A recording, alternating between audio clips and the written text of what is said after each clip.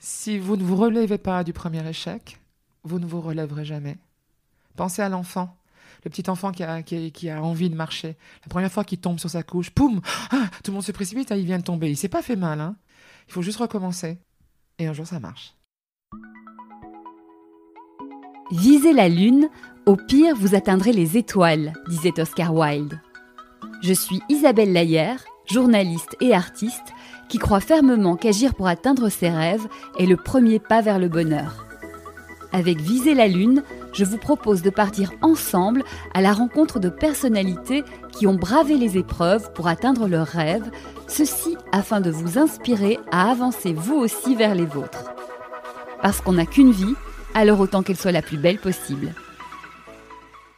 Bonjour à tous, bienvenue dans Visez la lune. Aujourd'hui, j'ai la chance d'être carrément chez Marianne James. Bonjour Marianne. Bonjour Isabelle, bienvenue. Merci de me recevoir dans ton très agréable appartement parisien. Si tu le permets, je vais essayer de te décrire. Alors je ne sais pas si on peut décrire une femme orchestre comme Courage. toi. Donc tu es auteure, compositrice, interprète, comédienne, on te voit aussi régulièrement à la télévision comme invitée, comme présentatrice, et puis aussi jurée de différents concours de talent. Ça a commencé avec la Nouvelle Star de 2004 à 2007, et de nouveau maintenant depuis 2018, la France a un incroyable talent.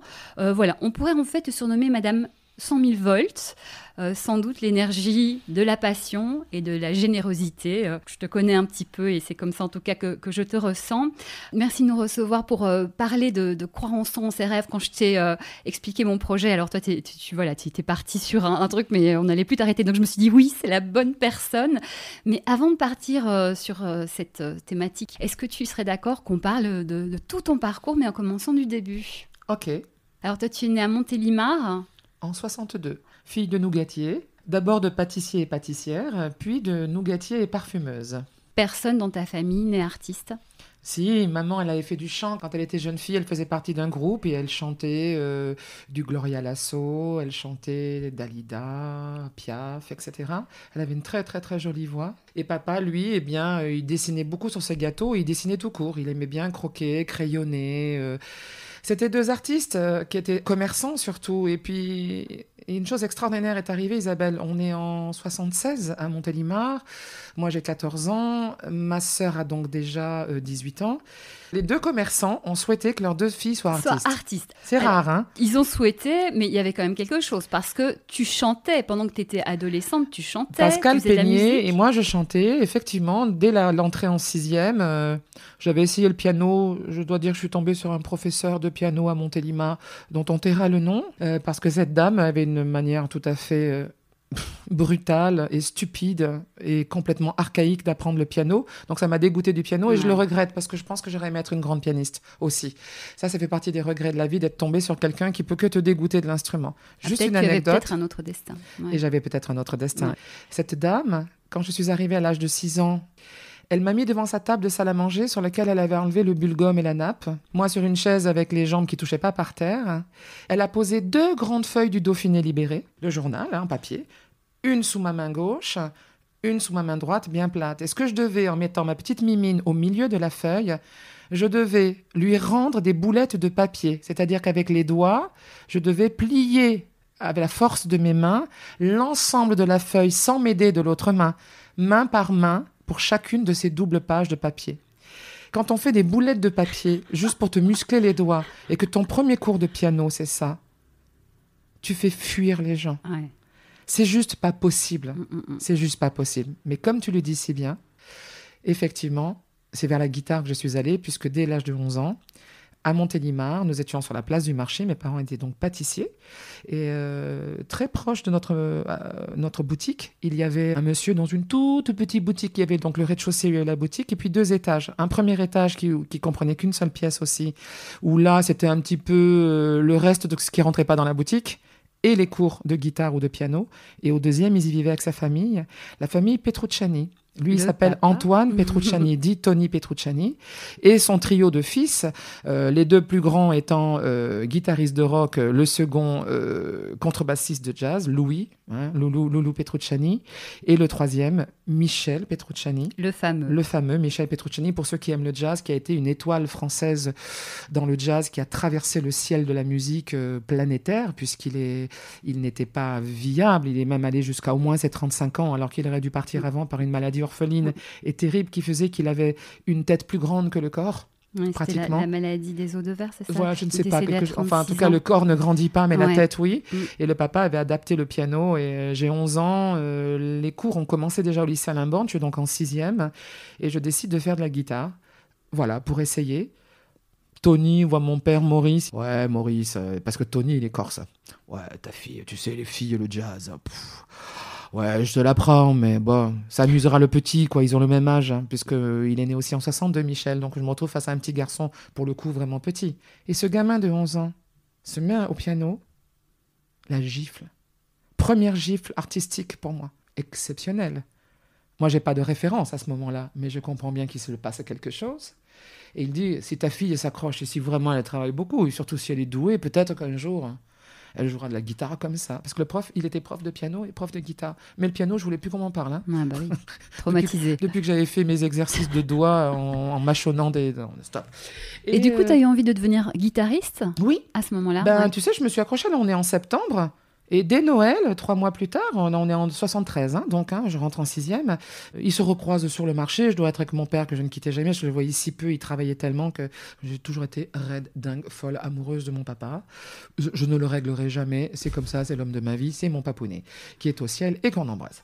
Et donc, Tony croise Maurice de nouveau et lui dit « Oh, Maurice, ta petite, elle joue comme un mec. » Waouh. Compliment. Ah ouais, compliment. Aujourd'hui, je pouffe, mais à l'époque, je joue comme un mec. Je crois que moi, je n'ai jamais vu d'autres petites filles de la 6e à la terminale. J'ai pris des cours le mercredi et le samedi. Toujours là, toujours dans cette petite maison de rue, on va dire. Et avec Michel qui grandissait. Puis Michel s'est barré à 20 ans. Et vous jouiez ensemble, adolescents? Oui, bien sûr. Et donc, bien sûr qu'on jouait ensemble. Toi, à ce moment-là, tu dis, dans ma vie, je veux devenir guitariste, pas encore chanteuse? Au même moment, en septembre 73, toujours au lycée à Limborne, je m'inscris, j'ai mon cours de musique normalement, comme tous les autres élèves. La musique fait partie de nos études. Et il y a une chorale. Et très, très rapidement, Marie-Christine Bertrand, la directrice de la chorale du lycée, et moi, j'avais la chance de la voir, dit, mais Marianne chante bien, elle voit bien que la flûte à bec, c'est pas un problème. Elle sait que je fais de la guitare jazz. Et rapidement, elle me fait chanter et elle s'aperçoit que j'ai plus de 2 octaves de voix, même 3, que j'ai le sens du rythme, que je chante juste, que j'adore ça. Je suis déjà très, très égocentrée, bien évidemment. Je fais le pitre, ça aussi, elle le voit. Que j'apprends bien mes textes. Et tous les deux, durant toute ma scolarité, que ce soit Petrucciani avec la guitare, qui lui était un professeur qui n'avait rien à voir avec l'éducation nationale, ou cette prof, Marie-Christine Bertrand, ils n'ont eu de cesse de me faire progresser en devenant soliste dans la chorale, même la chorale de Montélimar, plus celle du lycée. Ils se connaissaient, Petrucciani connaissait bien évidemment Marie-Christine Bertrand, tu vois, ça reste un village à cette époque-là. Donc finalement, tu as eu des anges avec toi. C'est-à-dire, entre tes parents qui t'ont poussé et ces 2 professeurs-là, les gens ont senti qu'il y avait quelque chose. Un de classique et un de jazz quand même. Marie-Christine, c'est quand même que le classique. Ouais. C'est Monteverdi, c'est Liszt, c'est Chopin, c'est Mozart, c'est Bizet, tu comprends ce que je veux dire? C'est Carmen, c'est... Voilà, avec mon tempérament, elle me pousse vers ça, bien sûr. Et de l'autre côté, bien évidemment, qu'est-ce que faisait Petrucciani? Comme font tous les profs, il me faisait écouter beaucoup de musique. On ne faisait pas un cours sans qu'il n'y ait pas un Oscar Peterson qui est tourné avec son vinyle, une Sarah Vaughan, on dit, une Ella Fitzgerald, une Billie Holiday. Et à force de me faire écouter des voix, comme moi j'étais un vrai petit rossignol, et que ou dans le Gloria cette voix, ou sur Lullaby of Birdland, that's why I always hear, avec un accent à l'époque, je te dis pas, Lullaby of Birdland, that's why I tu vois, mais on s'en fout. Mais il voyait bien que c'était comme une argile dans laquelle je mettais ma patte. Oui. C'était facile des 2 côtés, et j'ai tété vraiment ces 2 mamelles, celle du classique et celle du jazz. Et jamais je n'ai choisi. En septembre 73, personne ne m'a jamais dit « faut choisir, Marianne. Ou tu fais de la guitare jazz ou tu fais du chant classique. » On t'a pas mis dans une case. Mais en même temps, on pourrait dire oui, elle a eu de la chance, on l'a aidée, mais on t'a accompagnée, mais parce que tu bossais aussi. Tu étais au rendez-vous, non? Je bossais, bien sûr que je mais bossais. Voilà. Non, parce qu'on peut se dire « ouais, c'est cool, elle a été aidée, c'est facile. » Bah non. Non. Il y avait des gammes, je les apprenais avec la guitare comme avec le chant. Les textes, je les savais en latin, en italien déjà, parfois en espagnol avec la Missa Criolla, bien évidemment de l'allemand quand on chantait une messe de Bach. Donc des langues que tu parlais pas forcément, mais tu connaissais tes textes. Mais je connaissais mon texte, je connaissais ma mélodie. Moi, je trouvais ça aberrant pendant qu'on était à la chorale de ne pas regarder le chef de chœur et de regarder sa partition. Moi, je sais que je me tenais bien droite et je regardais droit devant, je savais tout par cœur. J'ai l'air de me mettre des lauriers, mais je vois bien, si je dois parler de la petite fille que j'étais, une bosseuse, quoi, une qui a toujours envie, qui est jamais fatiguée, qui a soif d'apprendre. Et quand le bac est arrivé et que je l'ai eu, je suis partie de 4 de moyenne générale. Je n'allais plus en cours, j'avais monté un groupe. Enfin bon, je te dis même pas tout ce que je faisais déjà à l'époque. C'était à fond. Oui, mais je l'ai eu. Je l'ai eu parce que je voulais pas rester un an de plus à Montélimar. Donc disons que j'ai bossé pendant 2 mois comme une dingue, un bac D. Et je me suis inscrite en fac de biolo à Montpellier. Pourquoi la biologie ? Un samedi après-midi. Écoute, moi je ne l'ai pas vécu, on me l'a raconté. Marie-Christine Bertrand va à la parfumerie de ma maman. Entre-temps, ils avaient vendu la pâtisserie. Mon père était devenu nougatier et maman était parfumeuse. Elle voit arriver Marie-Christine Bertrand. « Oh, Marie-Christine, bonjour !» Parce que dès qu'il y avait un concert, ils venaient, ils se connaissaient. Toujours le village. « Dites donc, Jacqueline, c'est ma mère, » dit Marie-Christine. « Vous êtes au courant, bien sûr, que Marianne s'est inscrite en fac de biologie à Montpellier. »« Oui, oui. »« Jacqueline, vous trouvez pas que c'est dommage ? Vous êtes sûre que vous avez envie que Marianne fasse biologie ? Ça a l'air de beaucoup lui plaire. J'ai parlé avec son professeur de biolo, toujours en étant au lycée.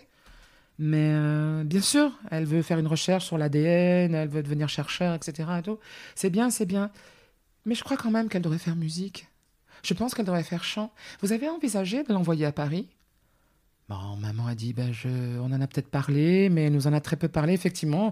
Elle s'est inscrite, bac en poche, voilà, là-bas. Vous savez, les auditions du Conservatoire de Paris sont en octobre. On est début juillet, je peux la faire travailler. Le matin même, au marché de Montélimar, Petrucciani, sur la place, tombe sur mon père qui boive un café, et Petrucciani qui dit « Oh Maurice !» Toujours le même. Mon père, donc Maurice. « Oh Maurice !» Est-ce que tu sais que ta fille s'est inscrite en fac de biolo à Montpellier ? Mon père fait la même réponse. Oui, je sais, elle s'est inscrite. Et lui, il lui fait « Tu trouves pas que c'est un peu dommage ?» Le même jour ? Le même jour. Il le même s'était samedi. concerté Non, il ne s'était pas concerté. Il ne s'était pas concerté. Et Petrucciani, la petite, il m'appelait la petite. La petite, il faudrait qu'elle monte à Paris. Il ne faut pas qu'elle reste ici. Il faut qu'elle fasse des auditions. Il faut qu'elle aille chanter dans les clubs, tout. C'est à Paris qu'il faut qu'elle monte. Ils ne s'étaient pas appelés, les deux. C'est incroyable. C'était pas le même univers, quoi. Le soir arrive, avant que je sorte en boîte, comme tous les samedis soirs, quand j'avais 18 ans, puisque j'avais le bac, tu imagines. Dans la soirée, les parents, avant que je sorte, dis donc, me dit maman, Marie-Christine est venue me parler cet après-midi. Papa la regarde, il dit, moi c'est Tony qui est venu me parler ce matin. Donc ils me disent tous les deux ce qu'ils ont dit. Je dis, en gros, tu es sûr que tu veux pas essayer de faire musique à Paris, quelle que soit la musique, après tout, quoi, du classique, du conservatoire, du jazz dans les clubs le soir et tout. C'est là vraiment que le destin s'acharne. Parce que là, ils me disent, écoute, si tu y es prête, on a envie que tu fasses les choses sérieusement, nous on t'aide. C'est-à-dire, on va te trouver un logement à Paris, on te payera le conservatoire si tu veux, la fac, etc. Moi, sur le coup, ça m'a plutôt donné le vertige. Je me suis dit, j'ai pas envie d'aller à Paris. J'avais jamais dépassé Lyon, tu vois, géographiquement. Ça fait peur. Ça me faisait peur, Paris. Ça me paraissait loin. J'en avais rien à foutre de Paris. J'avais envie d'aller au soleil, d'aller à Montpellier, monter un groupe là-bas, effectivement. Donc tu voulais chanter, tu voulais t'amuser, mais tu n'avais pas projeté d'être... Si, mais je voulais pas passer par Paris. Je voulais être chanteuse, j'avais déjà fait des concerts. Mais Marie-Christine sait comment me parler. Écoute, Marianne, ça vaut quand même. Essaye 2-3 ans, tu verras bien. Je t'aide à passer le concours. Et je le réussis, le concours. On monte à Paris. Et je me retrouve dans une sous-loc, chez des copains des parents. La maman venait de décéder, une maman de 92 ans venait de décéder. Je me retrouve dans l'appartement de la maman où il y avait tout. Encore ses vêtements, encore le mobilier. Porte de Clignancourt, à Paris. Tu vivais toute seule là ou avec tes copains ? Non, toute seule. Alors ça te fait quoi de te retrouver ? Tristesse absolue. La seule chose qui m'éclate, c'est le métro. J'adore le métro. J'arrête pas de prendre le métro. Pourquoi ? Je le prends même pour aller dans les stations où j'ai pas besoin d'être. Rien que pour savoir comment ça fait de faire toute la ligne. Je suis à Porte de Clignancourt, mais je vais au fin fond de Pont-de-Sèvres, là-bas, dans le 16e. Genre comme si tu étais dans un parc d'attractions. Je trouve ça génial d'être comme une termite et de grignoter le sous-sol de Paris en métro. Je suis furieuse qu'il ferme à minuit, quoi. Parce que je marche dans Paris la nuit, je mesure 1m80, j'ai un look extravagant, je suis toute mince, toute fine. Je suis guitariste, je suis chanteuse, je chante du jazz, de la bossa. Tu débarques, donc tu suis tes cours. Oui, au conservatoire. Et tu fais quoi ? Je passe des auditions. Je passe des auditions. Je les rate toutes. D'accord. Toutes. Comment t'expliques ça? J'étais pas assez bonne dans ce que je faisais. Pas assez bonne ou hors norme? Non, pas assez Pas bonne. encore assez Après, bonne. j'ai été hors norme. Mais au début, pas assez bonne. T'étais pas prête, en fait. J'étais pas prête. J'étais pas mûre. Donc, qu'est-ce que tu fais? Tu passes des auditions, tu mais tant que je suis pas prête, je passe des auditions, on me dit non, je trouve des jobs à Paris. Je commence à donner des cours de chant moi-même. Ça fait quand même 8 ans que j'en prends avec Marie-Christine. Je trouve une prof donc au conservatoire, bien évidemment. Je suis en bise-bise avec elle parce qu'elle essaye de me... J'ai l'impression qu'elle me met 2 œillères, un mort dans les dents, là. Quand on mettrait une jument, je sens la selle sur le dos et on me la grave trop fort. Et toi qui as besoin de liberté, on me met le licol, on me met un sachet avec de l'avoine accroché à mes oreilles. On ferme la stalle derrière moi et moi je commence à foutre des coups de sabot, des coups, je balance l'avoine dehors, je mords, je rue. Enfin, tu comprends ce que je veux dire? Et je me fais mal. C'est-à-dire que c'est pas que je respecte pas ma voix, mais je chante un peu tout et n'importe quoi. Et comme on m'a dit non et que je suis orgueilleuse, j'envoie un petit peu tout le monde bouler. Mais ma vie, elle va bien. Je sors, j'ai plein d'amis, je donne des cours, ça marche. Tout va bien, mais je ne suis toujours pas artiste. Je suis prof, je travaille, je garde des enfants. T'as quel âge, là? J'ai 18, 19, 20 ans, 21 ans. J'ai un petit ami. Il essaie d'être artiste, c'est dur aussi pour lui. C'est la bohème. La bohème, ça voulait dire, on a 20 ans, tu vois. C'était vraiment ça. J'ai besoin de pas grand-chose. J'étais très heureuse. Mais ça reste la vie de bohème. Tu vois, je n'envisage pas la carrière. Je me dis, il va falloir convaincre tous ces jurys avec des clochettes ou tous ces clubs de jazz où je peux pas passer. J'ai pas la carte, je connais personne, je viens pas de tel studio, je connais pas tel bassiste, je suis recommandée par personne. Il y a que la Manche qui marche. La Manche, je la fais en 82, 85, 87. La Manche, vraiment la Manche, pas le théâtre de rue. Parce que parfois, ça m'énerve de reprendre des jobs à la con, pardon pour le gros mot, mais c'est ça, je gagne mieux ma vie en faisant la Manche, à Beaubourg, tout en chantant encore les Rolling Stones en version lyrique et Carmen en version bossa nova. Bah, tu gagnes ta vie en faisant ton métier. Ouais, l'air de rien, je suis plutôt fière de la gagner comme ça. Mais du coup, je prends des attitudes, le cuir s'épaissit. Il y a des commerçants qui ne te veulent pas là. Il y a les flics qui disent c'est la dernière fois que je vous le dis, vous dégagez. Il y a tous les Péruviens qui arrivent, ils sont 50 à jouer de la flûte traversière et tout ça. Donc ils sont 10 le matin. À midi, ils sont encore 10. À 14h, ils sont 10. Et le soir, ils sont encore 10 à jouer. Sauf qu'ils sont 40 à être passés parce qu'ils se relaient. Je vous le dis parce que c'est un exemple de vraiment, pas parce qu'ils sont péruviens, mais tout, tout, tout, tout, tout, tout, tout, tout. Non, c'est prendre sa place, quoi. Vous leur mettez des sous et tu tout. Connais mais tout le répertoire. Non, mais c'est des brigades. Donc du coup, toi avec ton Carmen, t'es seul avec ta guitare, t'as pas d'ampli. Il y a un moment, ils sont 10 avec des instruments. Tu plies bagage. Tu vas faire ça un peu plus loin, mais un peu plus loin, il y a un mec, il y a un rocker avec un peu de distorsion dans sa guitare, avec son bateau, c'est ses potes qui font la Manche. Enfin, c'est dur la Manche. Il faut apprendre à s'imposer, en fait. Ouais, c'est la cour des miracles. Le public peut être dur. Je me suis fait voler 2 fois. Et des beaux moments aussi, quand même, dans cette période-là. C'est dur. Non, ça reste dur. Tu continues quand même? Non, je l'ai fait épisodiquement quand j'avais pas de boulot, comme ça. Puis je fais beaucoup de voix de studio. Les voix de Radio France.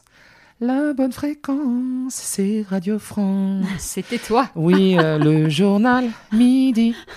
Bon, les 50 spots, les 60, les 80 spots. Vincent Payon. Qu'on salue bien. Oui, voilà, tu vois, c'est ça. C'était toujours des trucs très courts, à 2 voix, et je gagnais ma vie 3 comme ça. Je suis prof pour des gens qui ont besoin de chœur dans leurs albums.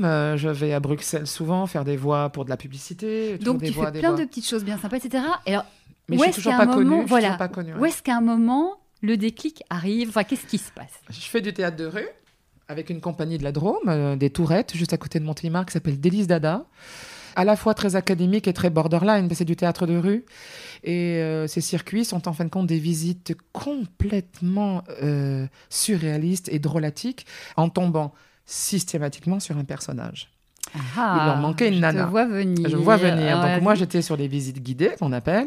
J'ai fait des drôles de rôles. Et un jour, pour le festival Le Grain de Folie de Brest, au mois d'avril, à 4h du matin, la première visite guidée, quand je vous dis que c'est des trucs complètement drôlatiques, un groupe arrive donc dans le presbytère où le prêtre avait dit « Je vous laisse le rez-de-chaussée de mon presbytère » à Plougastel.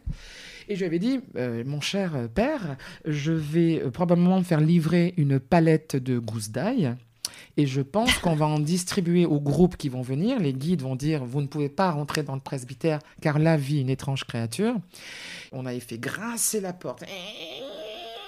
Quand le guide tapait à la petite porte en bois du presbytère, c'était des groupes de 10 à 30 personnes qui arrivent en minibus depuis Brest à 4h du matin. tu vois déjà, il faut être motivé. Et la première visite, les gens rentrent et on entend des extraits de la 9e de Malheur, qui est tout ce que tu peux imaginer du cinéma hollywoodien, c'est-à-dire que tu entends l'orage, tu sais qu'un crime va arriver. La bande-son la plus noire que tu peux imaginer, qui fait peur, symphonique. Enfin, tu vois, quand la symphonie, ça peut être terrible.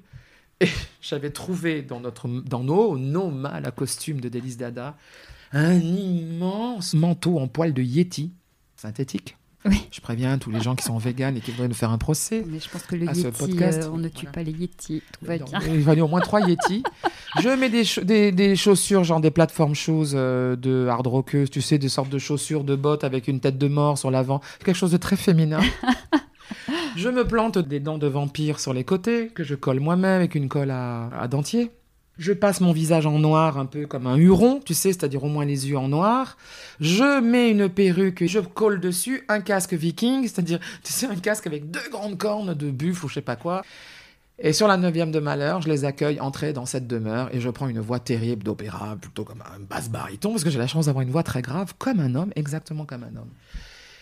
Et c'est quand même une des visites qui a le plus marqué les gens. Bon, parce qu'il était 4h du matin, ils avaient beau avoir des gousses d'ail, je riais, j'avais enregistré des rires à moi dans la bande-son, des comme ça et tout. Et ils repartaient, les enfants qui suivaient ces visites guidées étaient tétanisés de peur, donc excités comme c'est pas permis. Est-ce que c'est ça qui t'a fait comprendre l'impact d'un personnage sur le public ? Mais Ulrika von Glott arrive. Ulrika von Glott, elle est née de cette impro et de ce travail pendant 3 jours. Je remercie le curé de Plougastel. On vous a dit que ça serait long. On vous a dit que tu m'as posé une question il y a 3 jours. Donc, le personnage naît. Comment tu passes de cette première... Je rencontre Véronique Vola à la fac. J'avais pas assez de culture musicale. Allez, je vais faire une fac de musicologie à la Sorbonne. En licence, je me fais bien pote avec une fille qui s'appelle Véronique Vola. Il y a des mouvements étudiants. On doit être en 88, les mouvements étudiants. On les fait ensemble, on dépave. Qu'est-ce que tu veux qu'on fasse ? Rien du tout. On s'entend bien. Elle a un événementiel dans sa région. On fait une soirée où on doit chanter du Schubert, du Mozart. Bon, on le fait, hein. C'est notre formation. Je sais chanter Schubert, elle sait jouer Mozart. On y va, on truc. On s'ennuie ferme dans cette soirée. Et pour finir la soirée, on nous redemande un truc. Je dis, on fait un jazz. Allez, viens, on s'éclate. On fait un Lullaby of Birdland ou un Summertime. Et là, on fait un 10 minutes, genre explosé. On a un peu bu, on est jeune, on se connaît bien, on a froid un peu nulle part, ça cartonne.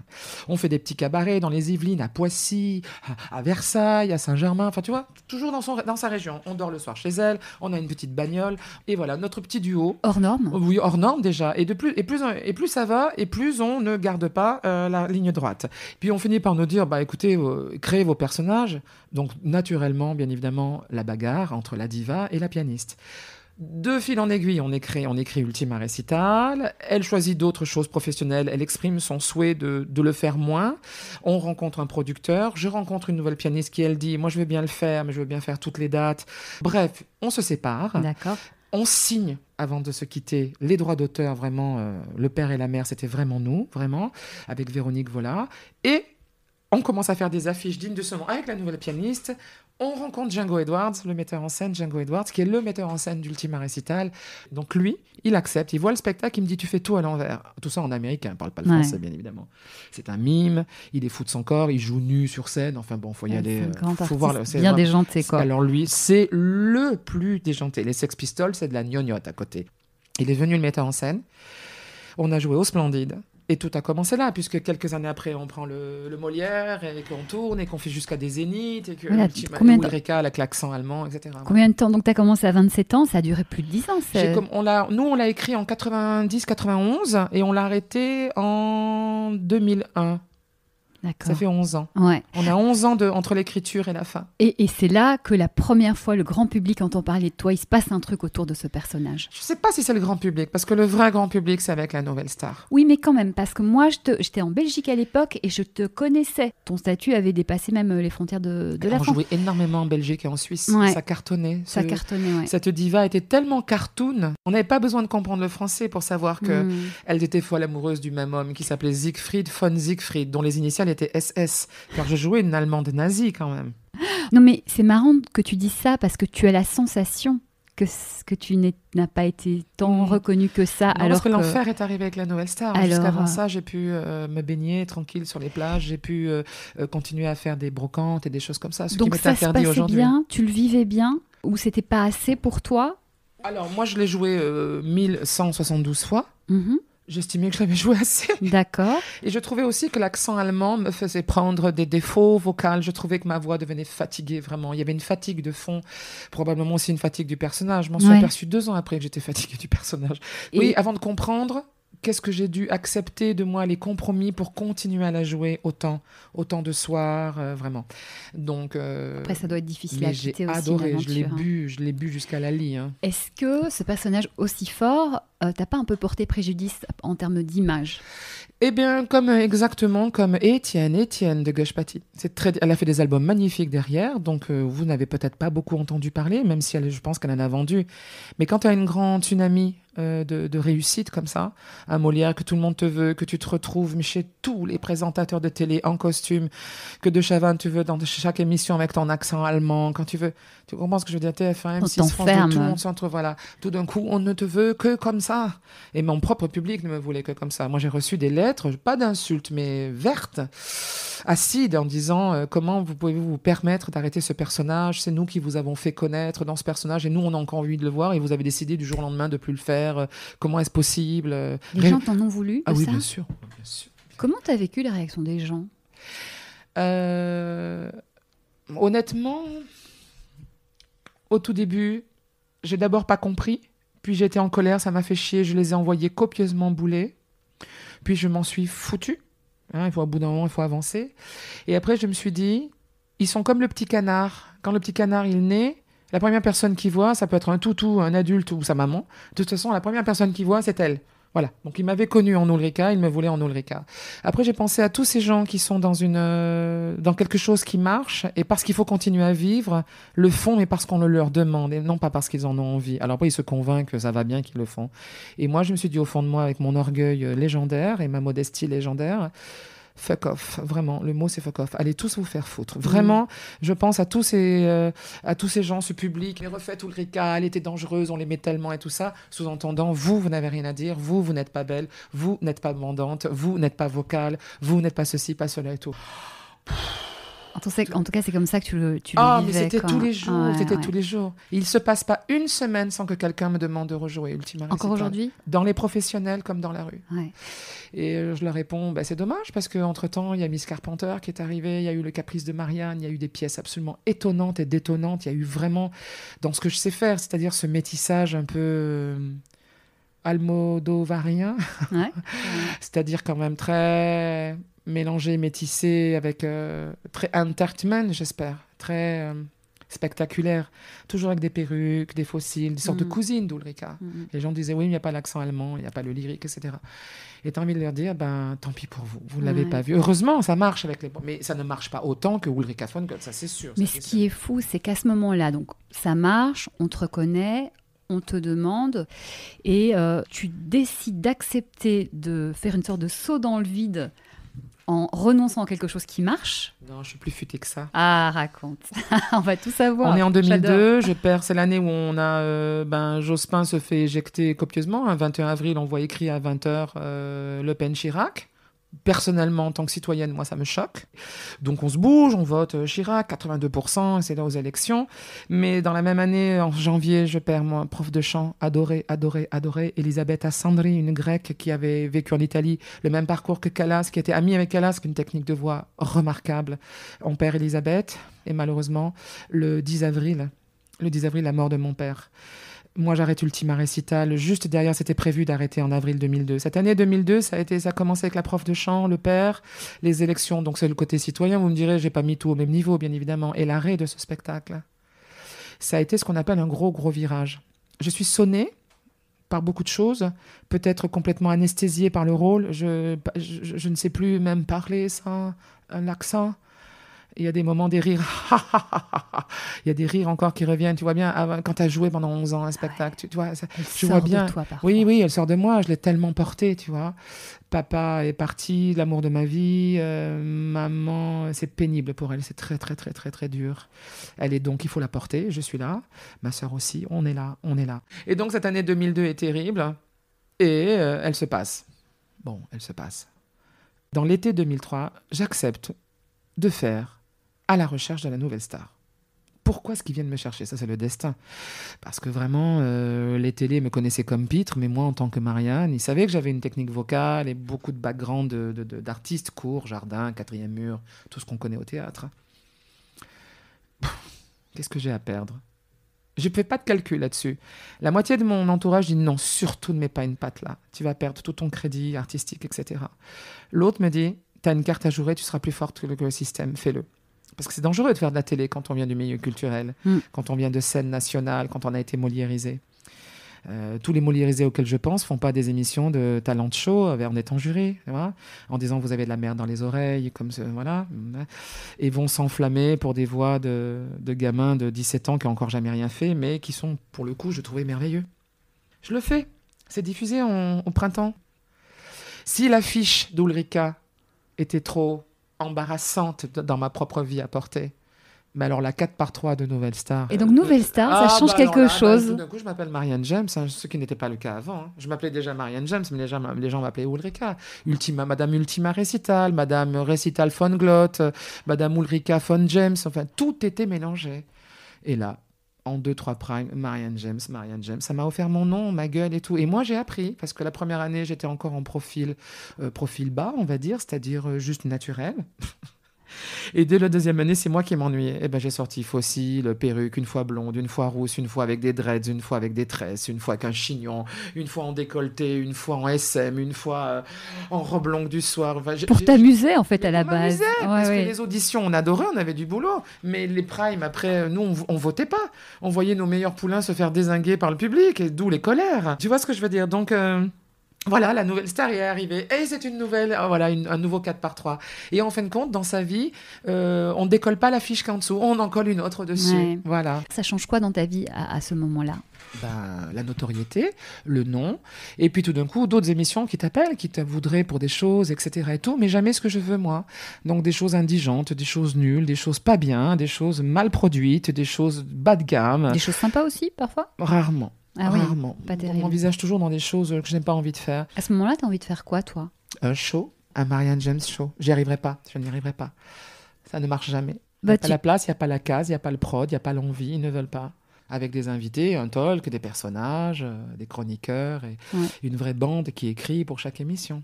Tu proposes, mais ça répond pas. Non, ça ne répond pas. Non, ça ne marche pas. Les gens me disent toujours pourquoi vous n'avez pas votre émission. Oui, c'est la vraie question que je me pose. Pourquoi n'ai-je toujours pas mon émission ? C'est vrai, c'est une vraie question que je me pose. Voilà. Donc ça, c'est un souhait que tu as. À la sortie de la nouvelle star, donc ça marche bien. Qu'est-ce que tu fais à ce moment-là ? Bon, déjà, pourquoi tu t'arrêtes ? Je l'arrête. Derrière Julien Doré, je suis intimement persuadée qu'on ne trouvera pas mieux. Je le sais. Derrière, on a déjà eu Willem, c'est merveilleux, Christophe Willem, la tortue. Et coup double, l'année suivante, 2007, on le découvre simplement, parce que lui, il est déjà, Julien Doré, il est déjà tatoué, il est déjà talentueux, il est déjà incroyable, il est déjà l'artiste, totalement. Nous, on n'a rien foutu là, sur ce coup-là. On l'a juste gardé dans nos filets. Justement, de nouveau, tu as le courage d'arrêter au moment où ça cartonne. Ça cartonne. C'est tranquille. Là, tu sens que, en toute sincérité, tu ne pourras pas aller plus loin. Je l'ai fait 4 ans. Voilà, tu t'en vas. C'est chouette, 4 ans. Ok. 44 prime. Qu'est-ce que tu as derrière ?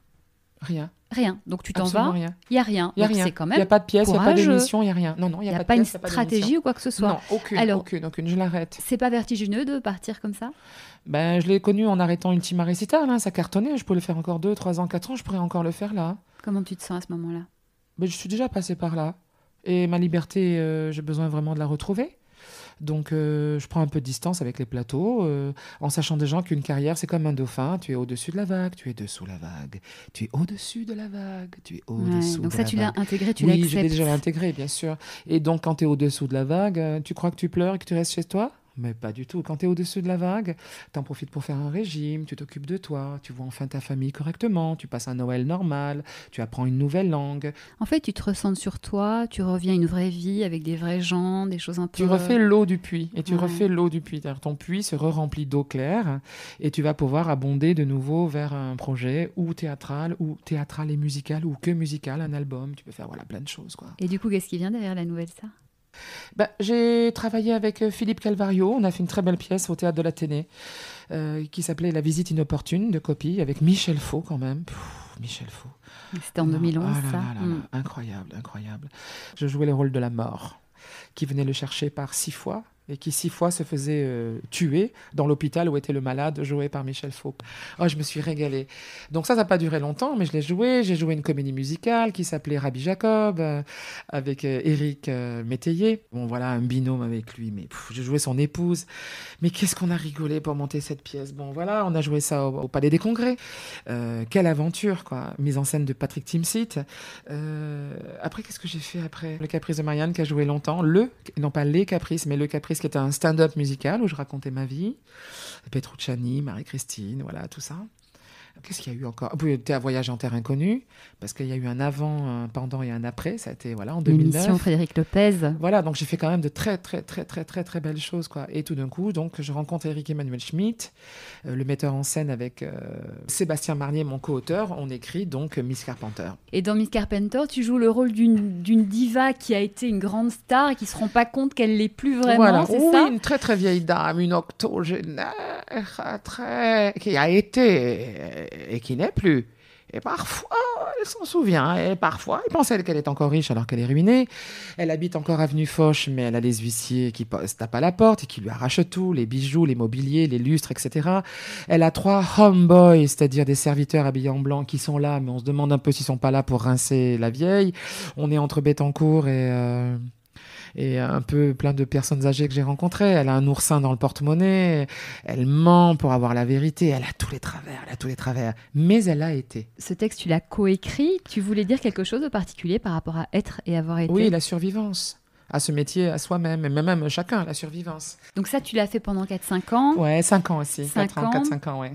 Et donc derrière tout de suite, alors je l'ai arrêté en mai 18, et juillet 18, Avignon avec Tati Chambon. Alors, autant entre Ulrika, Ultima Recital et Miss Carpenter, il y a eu 11 ans. Autant entre Miss Carpenter et Tati Chambon, il y a eu 1 mois. Parce que tu as voulu enchaîner ? Oui, c'était déjà prêt. C'était déjà dans les cartons, puisque les albums étaient sortis et qu'ils marchaient bien. On s'est dit, allez, les 2 albums feront un spectacle. Et donc, dès que j'ai arrêté, vers le 6 ou 7 mai 18, on a répété début juin. J'ai eu 2-3 semaines pour faire le break, tout en bossant à fond sur Tati Jambon déjà, pour apprendre les textes, etc. On est rentré en création début juin. Et la première, elle a été en Avignon, le 5 juillet 2018. C'était la première. J'ai failli faire une crise cardiaque de peur. Tellement je ne savais pas comment les gosses allaient réagir. Puis c'est un spectacle tout public. À double lecture, finalement. Moi, je l'ai vu à Avignon. Les enfants, ils rigolent, mais en fait, ils comprennent pas. Heureusement qu'ils ne comprennent pas tout. Il y a des choses qui ne sont pas du tout pour eux. Et bien évidemment, les chansons sont pour eux. Le personnage est pour eux. C'est un sort de tonton Cristobal féminin et qui revient pour dire aux parents, vous êtes éreintés, filez-moi les gosses, on va passer une très bonne soirée ou une très bonne matinée. Sauf que Tati n'a pas sa langue dans sa poche. Et que ce qu'elle raconte, c'est à double tranchant. Mais les petits ne se coupent pas les doigts, ne vous inquiétez pas. Oui, ils ne peuvent pas comprendre. Ouais. Mais il y a le niveau à eux, où on leur parle des baleines, de la nature, pourquoi papa est triste, pourquoi maman est joyeuse, ou le contraire, qu'est-ce que c'est le bonheur ? Est-ce que ça fait du bruit, le bonheur ? Quand est-ce qu'on est joyeux, vraiment ? Ce qui est rigolo, c'est que tu parles de tout ça, les enfants y suivent, Bien nous, sûr qu'ils suivent. en tant qu'adultes, on se marre de plein de choses, parce qu'on sait aussi que les enfants ne les captent pas, mais nous, tu nous embarques, donc c'est vraiment chouette. Alors justement, c'est marrant, parce que tu as toujours fait des rôles de diva, hyper glamour, etc. Tu as une sensualité en toi quand même, mais là, tu arrives, Tati Jambon, c'est Tati pas Jambon. Le nom le plus c'est pas Tati diva Caviar. du monde. C'est pas Tati Caviar, c'est Tati Jambon. Ouais. C'est quoi cette volonté de Nourricier. changer Nourricier, ouais, d'accord. proche des petits. Mais c'est nouveau, ça, cette proximité des enfants? Tu C'est l'avais très jamais récent. montré? En plus, c'est pas moi qui l'ai. On m'a demandé de faire ça, pas le spectacle, le premier album CD, Tous au lit, de Tati Jambon. On l'a fait en 2015, justement, avec Valérie Bourg, la co-auteure, et son époux, Sébastien Buffet, le batteur. Ils t'ont proposé? Ils m'ont proposé. Ils sont venus me voir en disant, voulez-vous être Tati Jambon? Parce que sur France Inter, elle m'avait entendu dans une interview dire qu'on m'appelait Tati Jambon dans la famille. Elle m'a envoyé un mail en disant « Et si vous étiez la Tati Jambon de tous les Français, Marianne ?» C'est comme ça que tout est né. Donc d'abord, j'ai écouté leurs chansons. Ils m'ont proposé une dizaine de chansons et des textes. J'avais trouvé ça un peu académique. Je voyais où est-ce qu'ils voulaient partir. Un petit peu comme Django Edwards m'avait dit. Tu sais, en disant « Je comprends où vous voulez aller, mais je ne pense pas qu'il faille y aller comme ça. » C'est marrant que tu te retrouves à cette place. Oui, je me retrouve à cette place-là. C'est exactement. Et puis surtout, on a Philippe Bégin, le guitariste, qui tout de suite, en un mois, est rentré dans l'histoire parce qu'il bossait déjà comme musicien et arrangeur avec le batteur. Et on a tout écrit à 4. C'est chouette pour toi aussi de partager une aventure comme ça. Ça, c'est génial. Ça, parce que le stand-up, t'es vraiment tout seul. Et que là, un jour où tu vas pas, les copains te disent « Allez, petite friction dans le dos, petite rigolade. Allez, pleure un coup. Allez, c'est bon, allez, on y va. » Quand t'es tout seul, tu peux compter que sur toi. Ben, dis donc, la vie est dure. Hein. C'est pour ça que j'aime bien être en troupe maintenant. Je trouve ça super. Et donc, voilà, Valérie nous rejoint souvent. On fait des signatures d'autographes, de machin et tout. Et je me suis retrouvée face aux gosses, 5 juillet 2018. Et donc, première fois, donc c'est quoi ton impression? C'est un autre délire, hein? Les gosses ne me connaissent pas. Et comme il faisait beau et que c'était le matin, eux, ce qu'ils avaient envie, c'est d'être au parc avec leur copain Kevin ou leur copine Chloé. Voilà. Donc, les pieds ne touchent pas par terre, tu vois, sur les fauteuils, et ils sont comme ça. Les mains croisées. Tu sais, avec le double menton déjà, comme leurs parents. Tu vois, et les parents sont morts de rire parce qu'ils m'ont vu soit la Nouvelle Star, soit dans Ultima Récital. Ils me connaissent. Ils viennent aussi pour ça. Il y a les grands-parents. Mais les petits, voilà, t'as tant 40 petits et puis 200 adultes. Et les petits sont comme ça. J'applaudis pas, je l'aime pas, je la regarde pas. Ça, c'est au début. J'aime pas les grosses, j'aime pas la dame. J'aime pas. Ça, c'est au début. Tati les regarde et c'est un peu, allez vous faire voir, quoi. Barrez-vous. Dis donc, les tronches, bravo, quoi. Tu vois, c'est comme ça. Ouais. Effectivement, les enfants, il faut les... Même avec le public d'ailleurs, c'est vrai avec les grands aussi. Quand tu es sur scène, tu n'as pas à vendre ton âme. Fais ton truc, tu verras bien s'ils y viennent ou pas. Fais-leur confiance, ils sont intelligents. Étonne-les, intrigue-les. Va pas les flatter. T'es pas en train de vendre ta camelote. Très sincère. Fais ton truc très sincèrement. Et après, t'as vu, les enfants montent sur scène et c'est des bisous et c'est des vas-y que je te reçois des licornes et des bisous. Donc là, on est sur Tati Jambon qui tourne. Il y a des projets qui arrivent? Oui. Alors, contrairement à ce que je disais il y a 5 minutes, un stand-up. Un seul en scène. D'accord. Tu peux en dire plus? Alors, il me semble que, vu l'avancée des travaux, qu'on part sur une fée, une sorcière, je pense qu'elle va s'appeler Bénédicte Idrissa Nwambe Wambe. Épouse de M. Idrissa Nwambe Wambe. Elle a tenu un dispensaire avec lui en Afrique. Le pays se révolte. Un massacre a lieu. Sous ses yeux, son mari est massacré. Elle revient en France. Elle n'a pas de boulot. Elle n'a plus rien. Et elle va faire, comme tu vois, dans le métro, des petits papiers qu'on te donne. Monsieur ou Madame Fatouma Idrissa Nwambe, retour d'affection, tu sais, des envoûtages, etc. La maraboute? Elle maraboute, ouais. Ou elle démaraboute, en tout cas. Elle va monter une agence en tant que blanche. C'est pas du tout une critique ou quelque chose comique sur l'Afrique, du tout. Et il va y avoir les petits papiers qu'on va distribuer au public. Bien sûr, si on veut se faire marabouter ou démarabouter. Il va y avoir des consultations. D'accord. Sur scène? Mais bien sûr. Impro? Mais bien sûr, on va rigoler. Ouais, mais pas que, évidemment. Mais pas que. Et donc, elle sait pas. Elle le fait parce qu'elle a besoin de vivre. Donc, elle pense qu'elle est un charlatan. Donc, ça lui pose beaucoup de cas de conscience. D'accord. Elle croit qu'elle n'est pas bonne et souvent, elle s'excuse auprès de la mémoire de son époux de ne pas obtenir tant de résultats. Mais il faut bien qu'elle Mais ce qu'elle ne voit pas, c'est que c'est la plus grande sorcière du monde. D'accord. En fin de compte, elle l'est. Mais ça n'en est pas aperçu. Alors, c'est une femme qui a un talent, mais qui ne croit pas en son talent. Non, c'est plutôt une femme qui a du talent, mais par humilité catholique. Elle essaye d'aider les gens, mais elle sait très bien que c'est du vent, tout ça, qu'elle ne sait pas le faire. Elle n'est pas investie de tout ça, sauf que c'est la plus grande sorcière. Et ça parle de la connaissance des femmes. Ça parle de la transmission. C'est ça qu'on veut dire. C'est de ça que ça parle. Parce qu'au fur et à mesure, comme elle boit ses breuvages, mais parfois c'est du Fanta avec du Viandox et de la poudre de perlimpinpin. Elle n'a pas les produits d'Afrique. C'est fini, on l'a foutu dehors. Tu vois ce que je veux dire? Quand tu dis « on veut parler », tu coécris ce spectacle? Oui. avec, on peut dire ou... Le même que Miss Carpenter. D'accord. Sébastien Marnier. Et cette idée-là, c'est quelque chose que vous avez vu ou bien... Oh, j'en avais envie aussi depuis longtemps. Écoute, en un dîner, j'étais partie sud-sud-ouest et on est arrivé nord-nord-sud. Hein. D'accord. Parce que lui, il a aussi beaucoup d'idées. Donc voilà, ça va être un stand-up face-face avec le public, avec cette femme totalement attachante, un peu foutraque, parce qu'elle a eu beaucoup de malheur dans sa vie. Tu peux pas raconter un truc avec du bonheur. Il faut que ça pique. Mais en même temps, je vais pouvoir marabouter ou démarabouter le public qui va monter, ceux qui oseront. Et j'irai les chercher de toute façon. Donc ça, c'est le prochain rêve. Elle chante, elle incante. Mais oui, elle chante, elle incante. Bien sûr. Ah, mais attends, elle a des grimoires, elle les ouvre, donc elle tombe sur des formules indiennes. Mais ça, c'est un besoin quand même que tu as de t'exprimer par la voix, le chant. Mais parce que c'est ma force. Ouais. Dis-moi qui sont une les de autres tes forces. Non, c'est ma force. Je suis une humoriste, mais quels humoristes peuvent chanter comme ça? Tu vois bien que je suis une orgueilleuse. Ou bien tu connais ton vecteur d'expression et tu as besoin, et puis tu connais ta force aussi, effectivement. Il n'y a pas, je pense, que de l'orgueil là-dedans, il me semble. Et donc, prochain rêve... Si, il y a une part d'orgueil. Bon, bah, tu assumes, c'est très bien. Non, je l'assume. Je suis une fière, une orgueilleuse, je ne suis pas une modeste. Et la vie se charge d'être de temps en temps modeste. Je dirais ça à tous les gens qui tentent. Chaque fois que vous prenez un échec, vous désenflez. Ouais. Ils sont là pour ça, en fait. Ah oui, autrement, on serait à l'hélium. Hein. On exploserait en vol. Hein. Donc... D'où, au-dessus de la vague, au-dessous de la vague, au-dessus de la vague, au-dessous de la vague. J'ai bien aimé cette image de dauphin dont tu as parlé tout à l'heure. C'est ça la carrière. Et voilà, c'est cette idée-là, pour résumer un peu... Mais qu'est-ce que c'est beau dessous. Ouais. C'est plus silencieux. Il y a moins de micros, moins de caméras, moins de lumière. Mais qu'est-ce que c'est beau. C'est beau, mais parfois ça fait mal. Non, franchement non. Non. Non, parce que j'ai toujours eu la chance, par 4-5 fois, là, au-dessus de la vague, au-dessous de la vague. 4-5 fois. Donc là, c'est au-dessus, avec incroyable talent, avec Tati Chambon. Puis de nouveau, il va se passer un an et demi entre les deux avant que la sorcière arrive, etc. Ouais. Ça va être super, ça. Je languis de le faire. Et j'aurais besoin de faire l'eau de mon puits. Ouais. J'entends donc beaucoup de travail, beaucoup de ténacité, des rêves, toujours. Tu t'y es accroché, tu y as cru, ça n'a pas toujours été facile, mais tu t'es battu.